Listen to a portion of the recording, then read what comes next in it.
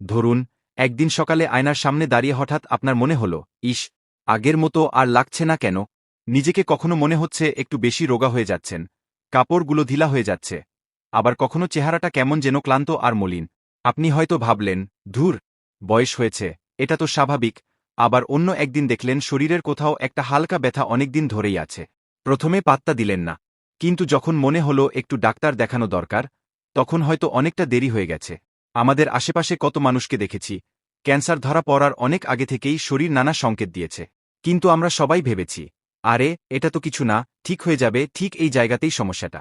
Cancer খুব চুপচাপ, ধীরে ধীরে শরীরে বাসা বাঁধে। 90% মানুষই শরীরের ছোট ছোট অস্বাভাবিক পরিবর্তনগুলোকে সাধারণ মনে করে এড়িয়ে যান। পরে যখন রিপোর্টে ক্যান্সার লেখা আসে, তখন সবাই অবাক হয়ে বলেন, কিছুই তো বুঝিনি আগে। অথচ যদি একটু আগে সতর্ক হওয়া যেত, তবে হয়তো অনেক জীবন বাঁচানো যেত। আজকের আলোচনায় আমরা ভয় দেখানোর জন্য নয়, বরং সচেতন হওয়ার জন্য দাঁড়িয়েছি। প্রথম যে লক্ষণটির কথা বলবো তা হল অকারণে ওজন কমে যাওয়া। আপনি ডায়েট করছেন না, ব্যায়াম বাড়াননি, তাও দেখছেন শরীর আগের চেয়ে হালকা হয়ে যাচ্ছে। গত 3 মাসে যদি -5 কেজি ওজন আপনার অজান্তেই কমে যায়, তবে এটি একটি বড় সংকেত। লিভার, অগ্ন্যাশয় বা অন্ত্রের ক্যান্সার শুরুতে এমন সংকেত দেয়। আরেকটি বিষয় হল অদ্ভুত ক্লান্তি।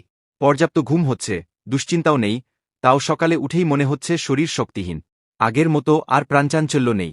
এই ক্লান্তি যদি মাসের পর মাস চলতে থাকে, তবে দেরি না করে রক্ত পরীক্ষা করিয়ে নেওয়া ভালো। কারণ অনেক সময় ক্যান্সারের কোষ শরীরের সব পুষ্টি কেড়ে নেয়।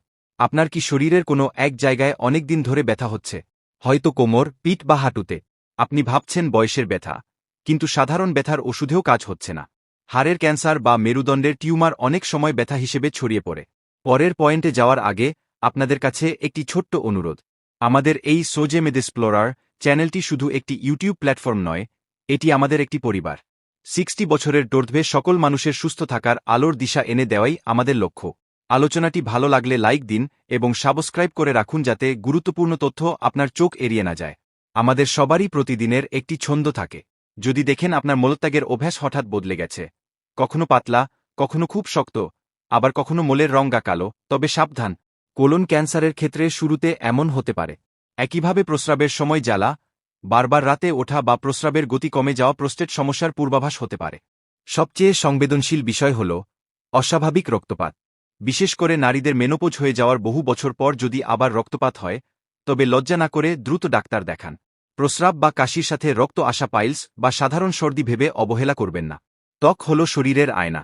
কোথাও নতুন কোনো ফোলা বা গিঁট হয়েছে যা ব্যথা করছে না, অথবা কোনো তিল হঠাৎ বড় হচ্ছে বা তার রং বদলে যাচ্ছে, এগুলো স্কিন ক্যান্সারের সংকেত হতে পারে। যারা পান, তামাক বা সিগারেট খান, তারা গালের ভেতরটা চেক করুন। যদি কোনো সাদা বা লালচে দাগ অনেক দিন থাকে বা মুখ পুরোপুরি খুলতে কষ্ট হয়, তবে সেটি মুখের ক্যান্সারের প্রাথমিক লক্ষণ হতে পারে।